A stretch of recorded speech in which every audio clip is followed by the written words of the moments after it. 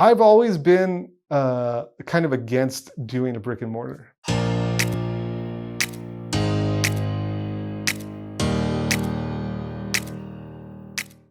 My name is Jonathan Medina, and I buy and sell Magic the Gathering cards, primarily. So I sell other stuff too, like Flesh and Blood and sometimes Pokemon packs. I sell those on my website, alchemistrefuge.shop. And basically, I also sell them through my stream. We are now going to break the seal, and we are going to double check if there's a box topper in here. And hopefully there is, because if there isn't, this is going to get crazy real quick. Okay, here we go. Here, come on. All right, there we go. There we go. go. I do a live stream every Wednesday, and we open packs for people. It's called Pack Club, kind of a, what do you call it, a spin-off of like Fight Club. I made the little soap with the Pack Club logo. I sell it through my stream. We do packs, open them up, and try to hunt for foils or awesome cards. Caves of Koilos. What? Wow! What? The spice! I've always been kind of against doing a brick and mortar because it's just like, it feels like the payoff is not there. The like overhead to income ratio feels like it's not there. It feels like it's kind of hard to scale. That's what it seems like to me, okay, from the outside looking in. I've talked to friends who own brick and mortars. Everybody's heard horror stories of opening brick and mortar stores. So I think everybody can relate to the idea that, hey, maybe it's not a good idea for everyone. So I've kind of always been like, I don't know if I want to do that. What I realized was I'm not able to do what I'm doing anymore. Hey everybody, this is Alchemist Refuge right here. See that blank sign? That is where our sign's gonna go. We still gotta call the sign guy and get that done. And then up here, that window is, I think, one of the best parts of the space. Anyways, let's go. During COVID, it was different, right? People were at home. They were not at game stores. They were not. And so they're like, yeah, I mean, if I'm not going to be able to go to a game store, like if you're going to open packs for me, we're all going to hang out. We're going to celebrate together. That sounds like a fun time. And so, that was a thing of interest at that time. Also, Magic product at the time started to raise, right? It was really an interesting phenomenon. And so there was enough profit in the packs to sell the packs, and people were more interested in it. They were like engaged because it's like, hey, I'm at home. I'm going to go hang out with people at the refuge. We're going to open packs. It's going to be awesome. We got Vorthos. Nice. That's sweet. Nice. Human gamer. Now that has shifted. So what's going on is people have now, they're going to their LGSs, they're opening their own packs. So the interest is less. One of the things is you have to find the space. So again, our sign's going to help. We'll probably get our thing in here so that people know we're up on the second floor. Then you come through the door here.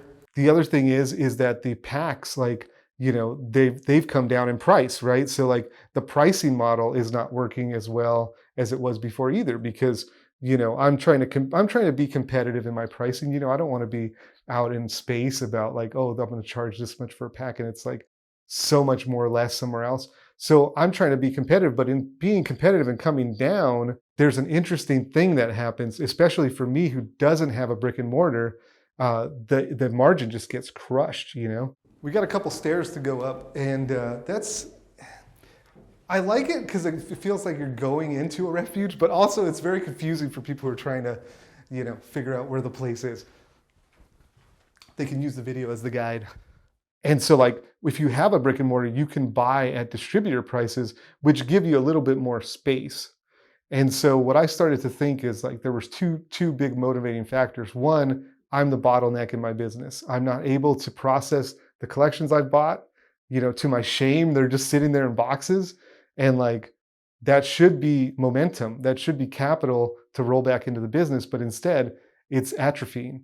And then the second thing is, I started to do the math, and I'm like, well, if I was buying boxes as an LGS, then the margin there might be enough to cover some of that overhead that I really didn't want to take on, And so when I started looking at office spaces, in the end, having an office/retail space, the jump to do that was not much.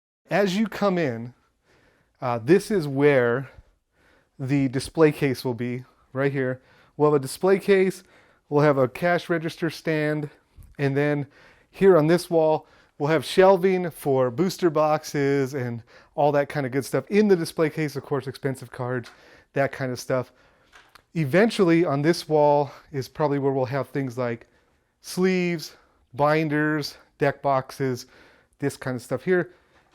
Over here, maybe a station for coffee, you know, the soda machine or whatever, that kind of thing. I did have someone tell me not to put a coffee maker next to the restroom. I don't know. We'll see what happens. I don't know where else to put it, you know? What you want is you want a small space where you can process things, but what's available are big spaces, right? So it's like, well, you know, trying to find a small space, you know, people are not trying to chop it up in small spots. They want to sell big spots of office space. And so it's hard to even find that like magical, like $5, you know, $500, you know, a month or whatever. Okay, in here, we're going into the treasure trove. This is where the inventory is going to be. Well, where the inventory is. Right here, we got live inventory. Over here, we have new things that just came in. So this is collections that came in that we need to process. We need to get through that stuff and, you know, put the stuff that we're going to sell onto the thing here. Bulk that we're picking. Some more of bulk here. Now this is going to be filled. This will be stacked up like this high. We have a lot more bulk to bring, so all the bulk is not here. So like the gap is like, well, the gap is not so big, you know. Maybe the retail side of things can carry that gap, you know. And so the idea is to kind of get the office space, office/retail, now that we see, oh, the gap's there, and then, you know, try to get some throughput. So this is the office, you know, where we're shipping the orders, this kind of stuff. Nice little window you can look out. You can ponder, why am I doing this? You know, what am I doing with my life? You can look right out that window and do that.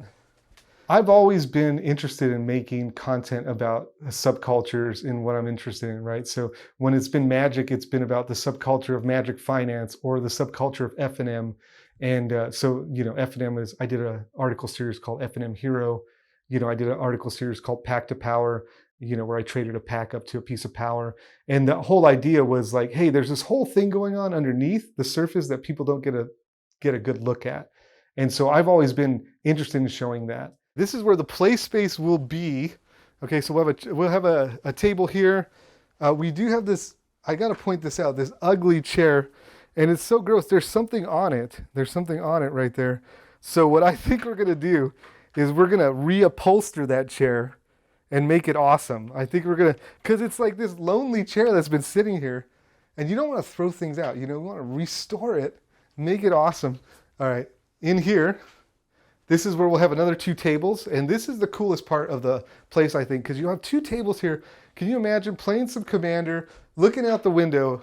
At night, it's pretty cool too. You see the cars driving by, very soothing. And I feel like it's a good atmosphere to just kind of hang out, play some Commander, eat some food, plenty of pizza places across the street for that. So that is the idea. That's the, you know, that's what we want to do. It's a small place. It's not very big.